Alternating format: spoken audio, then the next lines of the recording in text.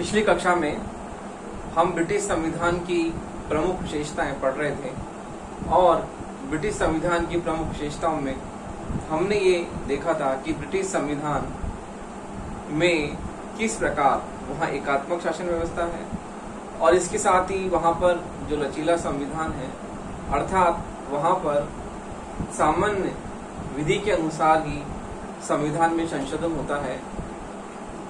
और ब्रिटिश संविधान में हमने देखा कि वहाँ पर मिश्रित संविधान है, वहाँ पर राजतंत्र, कुलीन तंत्र और इसके साथ ही वहाँ पर हमने राजतंत्र, कुलीन तंत्र के साथ ही वहाँ हमने देखा किस तरह से वहाँ पर लोकतंत्र भी है, क्योंकि वहाँ पर प्रधानमंत्री का चयन जो होता है वो इलेक्शंस के द्वारा होता है, चुनावों के द्वारा मंत्रिमंडल और प्रधानमंत्री का चयन किया जाता है।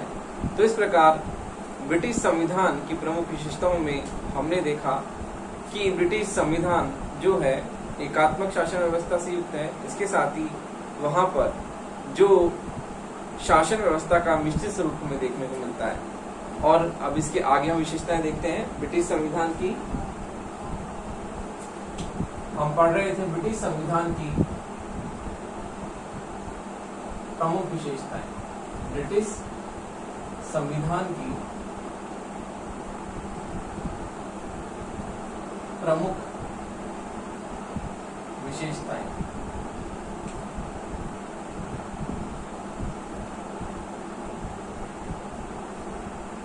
देखिए,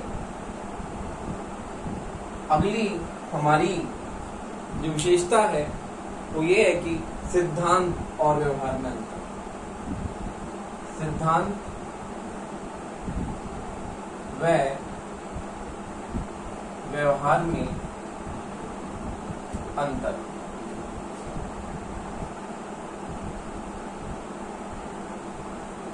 ब्रिटिश संविधान में सिद्धांत पे तो हमें निरंकुश राजतंत्र देखने को मिलता है कि सिद्धांत वहां पर निरंकुश राजतंत्र है, लेकिन इसके साथ साथ ही हम देखते हैं व्यवहार में वहां पर संसदीय लोकतंत्र है और संसदीय लोकतंत्र होने के कारण वहां पर हमें राजतंत्र के साथ साथ ही लोकतंत्र भी देखने को मिलता है।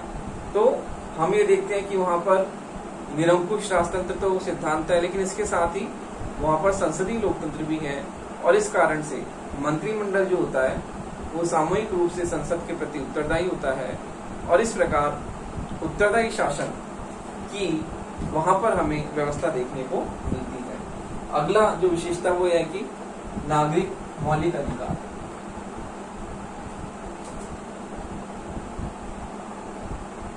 नागरिक मौलिक अधिकार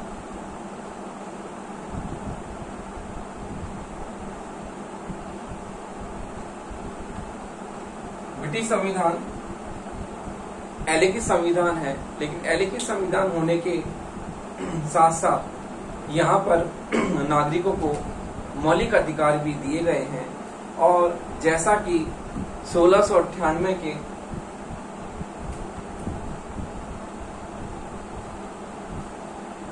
अधिकार पत्र द्वारा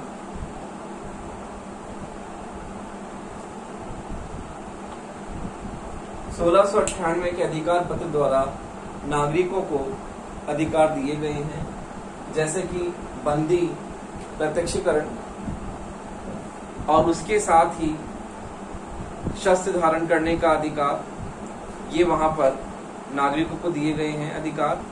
और उसके साथ ही सामान्य विधि में जैसे कि भाषण और अभिव्यक्ति की स्वतंत्रता, उसके साथ ही जीवन की सुरक्षा का अधिकार और धार्मिक स्वतंत्रता का अधिकार ये व्यक्ति को दिए गए हैं। तो इस तरह से ब्रिटिश संविधान में अलिखित होने के बावजूद भी वहां पर नागरिकों को मौलिक अधिकार दिए गए हैं और व्यक्ति अपने मौलिक अधिकारों का निर्बाध रूप से वहां पर क्या करता है, उपभोग करता है। तो इस प्रकार अगली जो विशेषता है वह यह है कि द्विदलीय शासन प्रणाली। द्विदलीय शासन प्रणाली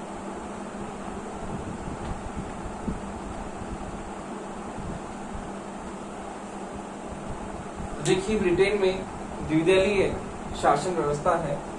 वैसे वहां पर 6-7 पॉलिटिकल पार्टीज बहुत ही फेमस रूप से हैं, लेकिन फिर भी जैसे कि हमारे यहाँ पर भी बहुत सारी पार्टियां हैं, हमने बहुदलीय शासन व्यवस्था को अपनाया है। लेकिन इसके साथ ही हमारे यहाँ पर प्रमुख रूप से द्विदलीय शासन व्यवस्था हमें देखने को मिलती है इंडिया में, क्योंकि हमारे यहाँ पर बीजेपी और कांग्रेस दो प्रमुख रूप से प्रतिद्वंदी पार्टियां हैं, और जिनमें सत्ता जो होती है वो एक के बाद एक दूसरे में हस्तांतरित होती है। तो ब्रिटेन में पहले अनुदार दल और उदार दल दो दल थे, लेकिन बाद में वहां पर अनुदार दल और मजदूर दल दो दलों के हाथों में सत्ता जो है वह आने लगी, और इस प्रकार ब्रिटेन में अब द्विदलीय व्यवस्था है। वहां शासन में दो दलों की प्रधानता पाई जाती है, अनुदार दल और मजदूर दल। तो इस प्रकार से वहां पर द्विदलीय शासन प्रणाली है। फिर है शक्ति का संयोग व पृथक्करण। शक्ति का संयोग व पृथक्करण।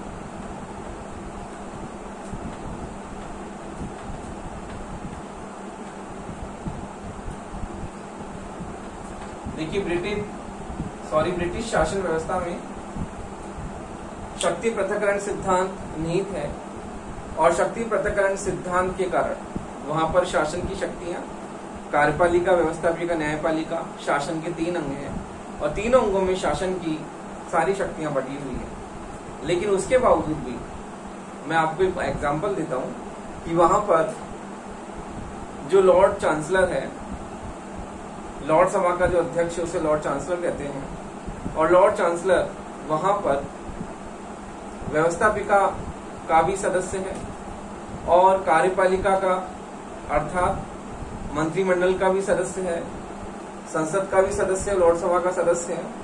और इसके साथ ही जब लॉर्ड सभा अपीलीय न्यायालय का कार्य करती है तो उसमें उसकी अध्यक्षता लॉर्ड चांसलर करता है। तो इस प्रकार से जो लॉर्ड चांसलर कार्यपालिका में भी हमें देखने को मिलता है, व्यवस्थापिका में देखने को मिलता है, और न्यायपालिका जब वो न्यायालय का कार्य जब करता है तो उसमें वो उसकी अध्यक्षता करता है अपीलीय न्यायालय क्षेत्र की।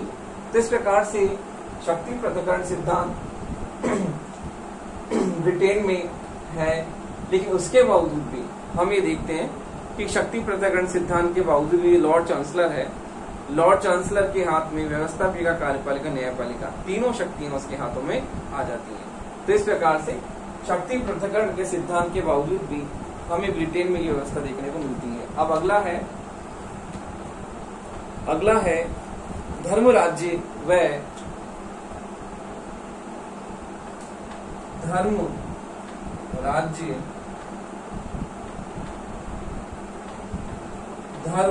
धर्म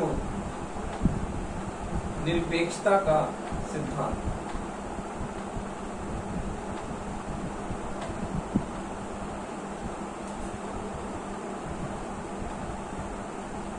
देखिए ब्रिटेन में राजकीय धर्म है, क्योंकि ब्रिटेन एक ईसाई देश है और क्रिश्चियन रिलीजन वहां पर अडॉप्ट किया गया है।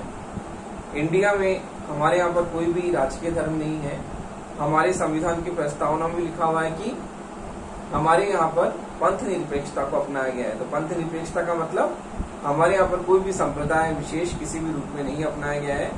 सभी संप्रदाय अर्थात सभी पंथों को हमारे यहाँ पर समान रूप से उन्हें संरक्षण प्राप्त है, और सभी धर्मों का हम समान रूप से आदर करते हैं। तो इस प्रकार भारत में सभी धर्मों का समान रूप से आदर किया जाता है। इस तरह हमारे यहाँ पर कोई भी राजकीय धर्म नहीं है, जबकि ब्रिटेन में राजकीय धर्म है।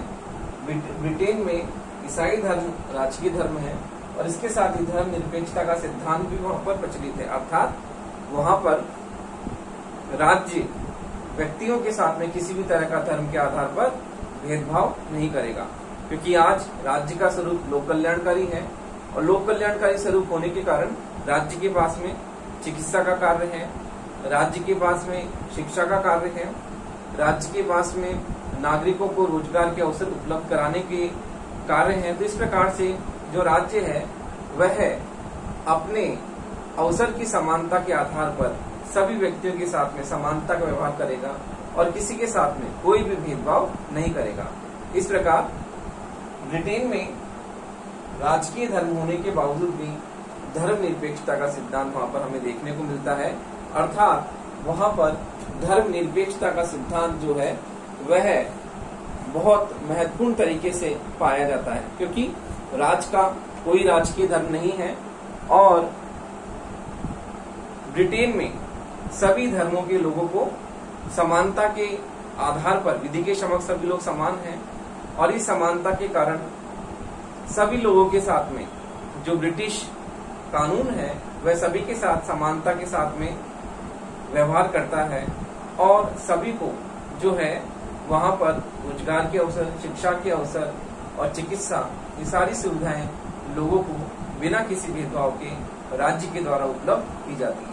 तो इस प्रकार से ब्रिटिश संविधान की विशेषताओं के आधार पर हम यह कह सकते हैं कि ब्रिटिश संविधान जो है वह अपने आप में एक बहुत ही महत्वपूर्ण विशेषताओं के साथ युक्त है और इसमें हमें कुलीन तंत्र, राजतंत्र और लोकतंत्र, इन तीनों शासन व्यवस्थाओं का सम्मिश्रण देखने को मिलता है। तो इस प्रकार ब्रिटिश संविधान की विशेषताएं हमने देखी, किस प्रकार से ये जो ब्रिटिश संविधान इन विशेषताओं के साथ में युक्त है। अब इसके बाद में आपका एक अगला टॉपिक आता है इस ब्रिटिश संविधान में, वो आता है अभिसमय। तो देखिए, अभिसमय आपका महत्वपूर्ण टॉपिक है जिससे आपके परीक्षा में हमेशा प्रश्न आते हैं कि अभिसमय क्या है और अभिसमय की क्या उपयोगिता है और जिनका पालन क्यों किया जाता है। देखिए, अब अभिसमय के बारे में हम देखते हैं।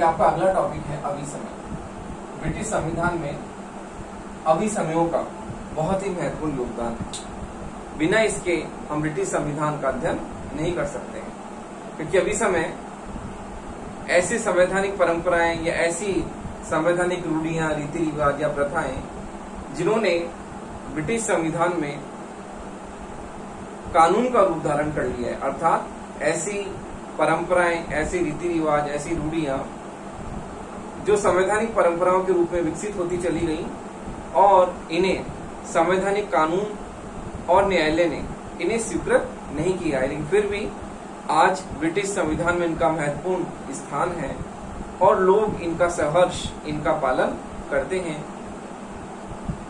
क्योंकि इनके पीछे कानून की शक्ति नहीं है, लेकिन फिर भी कानून की शक्ति के अभाव में भी लोग इनका जो है कानून की तरह इनका पालन किया जाता है। इस प्रकार से ब्रिटिश संविधान में अभिसमय जो है बहुत ही महत्वपूर्ण इनका स्थान है और ये ऐसी संवैधानिक परंपराएं या रीति रिवाज हैं जो समय के साथ साथ विकसित होती चली गई और जो आज ब्रिटिश संविधान में कानून के रूप में लोग इनका पालन करते हैं। तो देखिए, अभिसमयों के बारे में हम देखते हैं।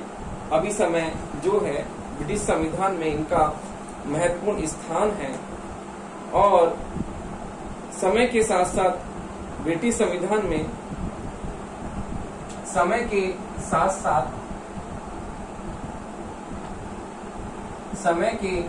साथ ब्रिटिश संविधान में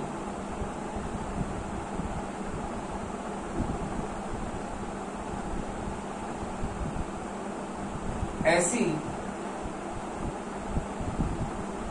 संवैधानिक परंपराएं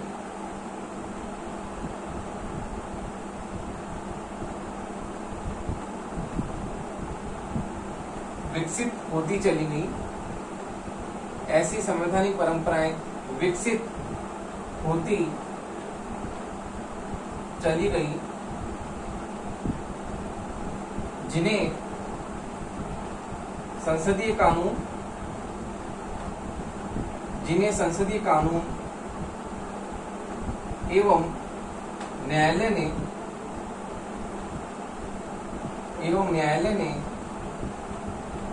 स्वीकृत नहीं किया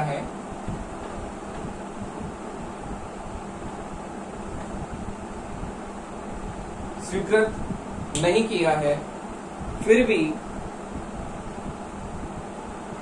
उनका पालन स्वीकृत नहीं किया है, फिर भी उनका पालन लोग सहर्ष करते हैं,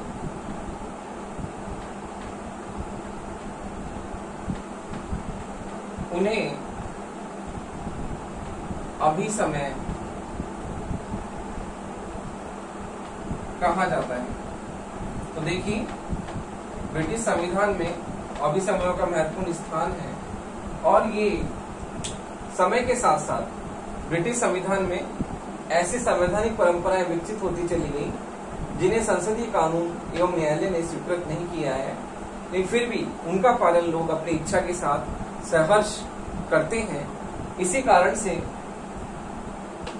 इन्हें अभिसमय कहा जाता है, क्योंकि ये ऐसी संवैधानिक परंपराएं और ऐसी रूढ़ियां, रीति रिवाज हैं, प्रथाएं हैं जो ब्रिटिश संविधान में समय के साथ साथ विकसित होती चली गई और विकसित होने के साथ साथ ही लोग इन्हें पालन स्वयं अपनी इच्छा से करते हैं, क्योंकि इन्हें संसदीय कानून और न्यायालय ने स्वीकार नहीं किया है।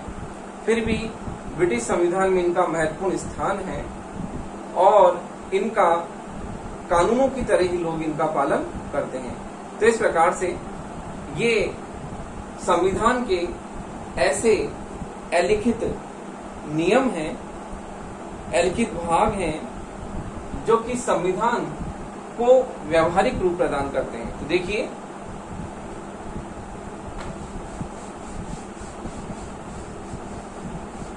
अभिसमय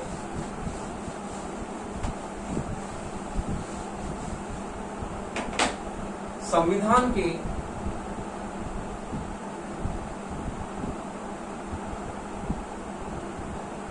अलिखित भाग हैं जो कि उसे व्यवहारिक रूप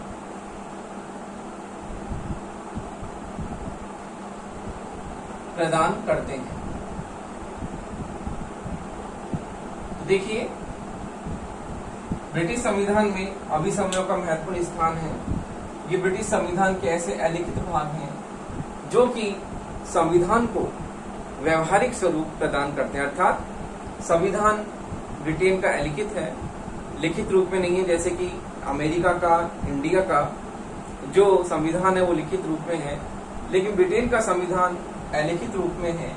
लेकिन अलिखित होने के बावजूद भी इसे व्यवहारिक रूप इन अभिसमयों ने प्रदान किया है। जैसा कि देखिए, एक विचारक हैं, मिल ने संविधान के अलिखित नियम कहा है। मिल ने संविधान के अलिखित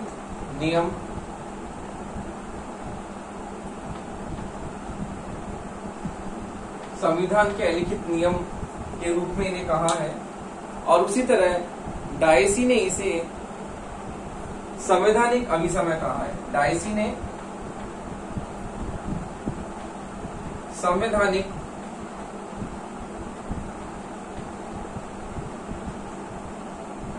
अभिसमय कहा है। तो देखिए, ब्रिटिश संविधान में अभिसमयों का बहुत ही महत्वपूर्ण योगदान है और इन अभिसमयों के कारण ही ब्रिटिश संविधान अलिखित होने के बावजूद भी इसका जो कुशल संचालन और इसका व्यवस्थित रूप से सही ढंग से संचालन किया जा रहा है।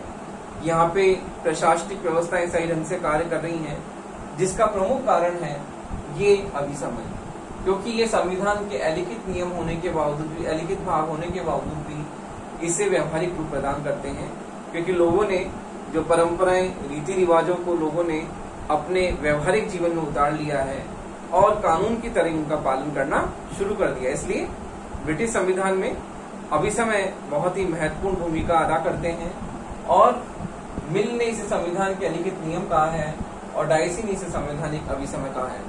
तो इस प्रकार से हम देखते हैं कि ब्रिटिश संविधान में अभिसमयों का बहुत ही महत्वपूर्ण योगदान है और ये कानून की शक्ति के अभाव में भी जो है लोग इनका पालन अपनी इच्छा से करते हैं।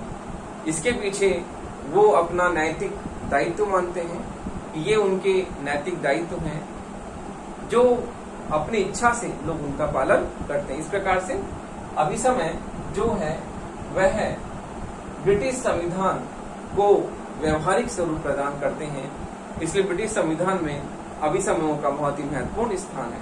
तो देखिए अब अगला आपका जो प्रश्न आता है, एक प्रश्न आता है कि कानून और अभिसमय में क्या अंतर है। तो देखिए वो कई बार आपका 2 नंबर का प्रश्न आता है, कई बार 5 नंबर का प्रश्न भी आता है कि कानून और अभिसमय में क्या अंतर है। तो देखिए अब हम देखते हैं अगला आपका कानून और अभिसमय में अंतर।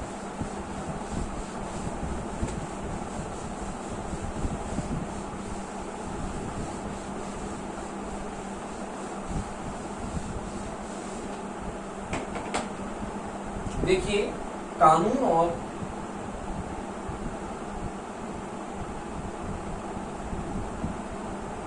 अभिसमय में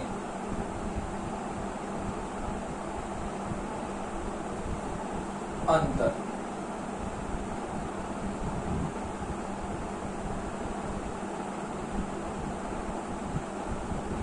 देखिए पहला अंतर है कानून संसद द्वारा निर्मित होते हैं, कानून संसद द्वारा निर्मित होते हैं, जबकि अभिसमय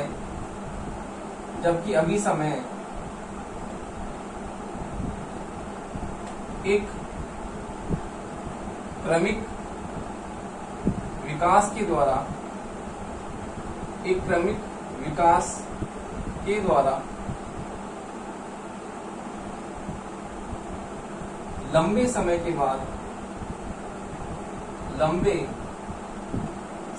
बाद अस्तित्व में आते हैं। देखिए कानून का निर्माण संसद करती है, संसद कानूनों को बनाती है और कानूनों के निर्माण में संसद की भूमिका महत्वपूर्ण होती है। और जिस प्रकार से संसद ने कानून बनाए और तुरंत ही त्वरित रूप से वो लोगों के सामने आ जाते हैं, जबकि अभिसमय क्रमिक विकास के द्वारा लंबे समय के बाद में अस्तित्व में आते हैं। कि एक प्रोसेस होता है कि जब धीरे धीरे समय गुजरता जाता है तो अभिसमय वो परंपराएं लोगों के लिए कानून के रूप में लोग उनका स्वतः ही अपनी इच्छा से पालन करते हैं। तो एक लंबे समय के बाद में जब उनका चलन हो जाता है उसके बाद में ये अस्तित्व में आते हैं। तो कानून तो संसद द्वारा निर्मित होकर बिल्कुल तुरंत सामने आ जाते हैं, जबकि जो अभिसमय है वो लंबे समय के बाद में, लंबी प्रक्रिया के बाद में अस्तित्व में आते हैं। अगला है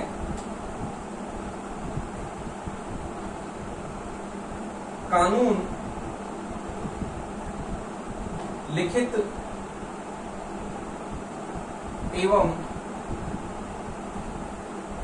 स्पष्ट होते हैं, कानून लिखित एवं स्पष्ट होते हैं, जबकि अभिसमय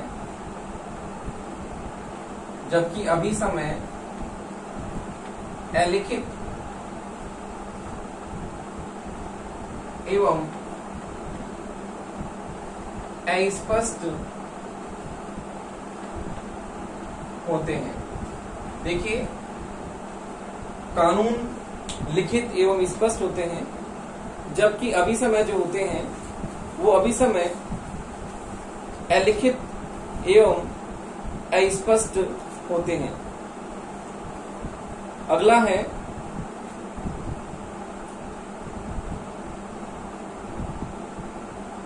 अभिसमय अलिखित एवं अस्पष्ट होते हैं। अगला है कानून जो है राज्य की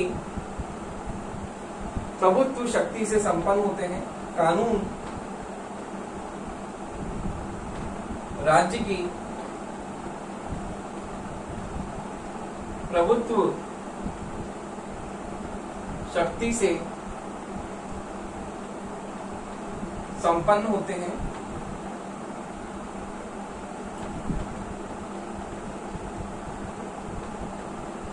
जबकि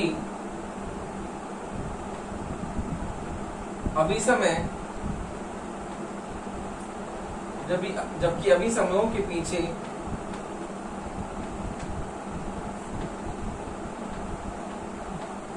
नैतिक शक्ति होती है।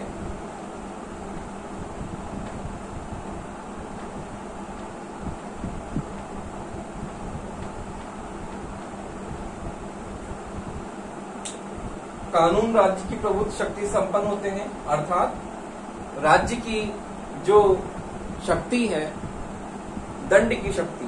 यदि कोई व्यक्ति कानूनों का पालन नहीं करता है तो दंड की शक्ति के द्वारा राज्य शक्ति उसे कानूनों का पालन करने का आदेश दे सकती है, और यदि वो ऐसा नहीं करता तो राज्य शक्ति उसे दंडित भी कर सकती है। जबकि अभिसमयों के साथ ऐसा नहीं है। अभिसमयों के साथ में कोई ऐसी राज्य की प्रभुत्व शक्ति नहीं है जो कि अभिसमयों का पालन न करने पर लोगों को दंडित कर सके, क्योंकि अभिसमयों के साथ में नैतिक शक्ति होती है, और नैतिक शक्ति के कारण जो है लोग इनका पालन स्वतः ही करते हैं। देखिए, इस प्रकार कानून राज्य की प्रभुत्व शक्ति से संपन्न होते हैं, जबकि अभिसमयों के पीछे केवल नैतिक शक्ति होती है, और इस नैतिक शक्ति के कारण ही लोग इनका सहर्ष पालन करते हैं। अगला अंतर है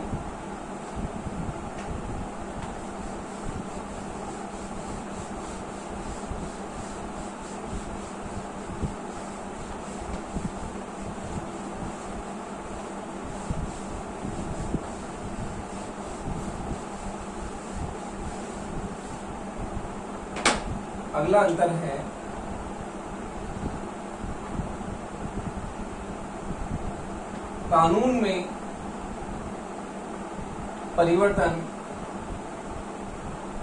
में परिवर्तन या संशोधन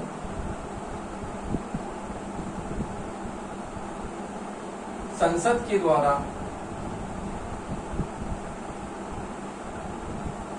होता है, जबकि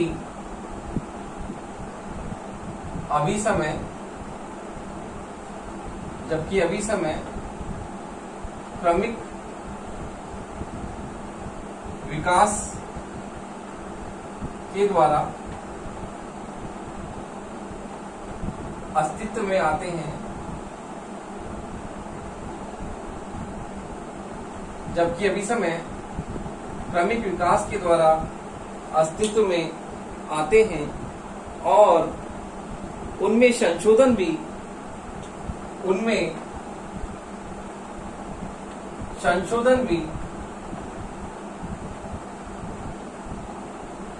क्रमिक विकास के द्वारा ही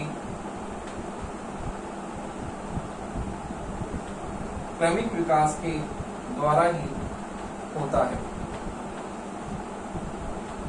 देखिए, कानूनों में